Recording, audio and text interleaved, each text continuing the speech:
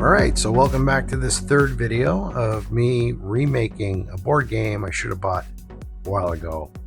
And that is Legendary Encounters Alien, a deck building game. So we, last video I think we produced the icons to start making all the game components like the cards and the game mat. So I think today we'll do the game mat.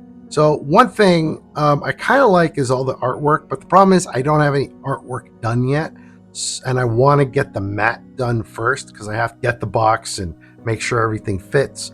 So I need to get this mat done. The only place I found, it's on Amazon, you could get these desk mouse pads. Problem is the original game mat is 30 by 15 inches and the only size I could find is 35.4 by 15.7.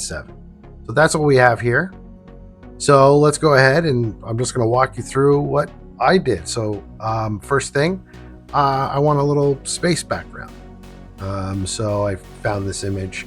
So next I was like, well, it needs a little bit more. I just don't want to put boxes on top of that. So I put in a little bit of a nebula. And then I'm like, hey, oh, that's pretty cool. Like a planet, like we're in space flying towards this planet. And you can see the stars in between. So I just put a little shadow underneath there. Then I decided to add this image of the spaceship from Aliens, the second movie, the marine ship. At this point, I wanted it green, but I darkened it a bit. Moving on, in the original game mat at the top corner, they had an alien egg. And then I was like, oh, it's a little bit too dark, so I just popped it up a bit more with some brightness. And then I added this glow. Yeah, it looked pretty good. So I took that logo that I created and yeah, I popped it in here on the side. Now I was playing with things like making it glow and doing all that. I'm just thought it was a bit too busy. I'm just going to leave it like this. I'm not a big fan of what the original game did. In fact, let me go ahead and bring up that screenshot again.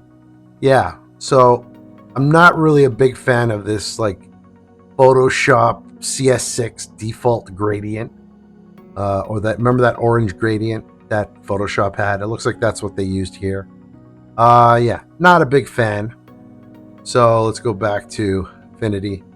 So yeah, so now it's just a matter of placing in the layers, where the cards go, and that was simple. So what I decided to do was give it a green outline with a little bit of transparency, like a 50% knock. It's just black. I tried making it green. It didn't look good. So I'm just going to go with black. So I made the 3 layers. So we have our location. Our sergeant goes here. Here's our combat zone, operations, strikes, discarded hazardous events. We also have, of course, our little turn order aid that is printed on the original. And this came out really cool. The green really helps pop these fighting numbers or these scan numbers that you have to use to reveal the cards that are coming through the complex. And yeah, I was really happy with that. And I also made a little card that you can see here, just to see what it would look like with the card on top. So the green, it was just a bit overwhelmingly green. So what I did was I inserted this little red that just comes streaking across. Basically, I just took the logo and, you know, played around with the colors and stretched it. So anyway, yeah, there's the game. There's the playmat. So I'm going to submit it, and yeah, I'll show you when it comes in. All right, so look what came in the mail. It is a playmat. Let's take a look at it. Ooh, that looks cool. Look at that. Let me lay it flat. All right. That is what I'm talking about. That looks great. So that was 30 bucks, 35 inches by 15.7, or sorry, it's 35.4 by 15.7. It is huge. Here is a banana that I have to eat soon because it's beginning to over-ripen, but just for scale. Look at that. Oh, this is coming out great so far. So let me just show you using Another legendary game that I already own, that I bought a few years ago. Let me show you the difference in size when it comes to the mat. So this is Legendary Encounters. This is the X-Files version. Fantastic game. So this is the X-Files one sitting on top of the one we made. And you can see, we're putting it corner to corner. And you can see how much smaller it is on this side. And it's really a lot smaller lengthwise. Also, I noticed that it's very flimsy in comparison to this one, which is very thick. I don't know if you can see that. Then you can see this, how thin it is. It's like a mouse pad type of thing.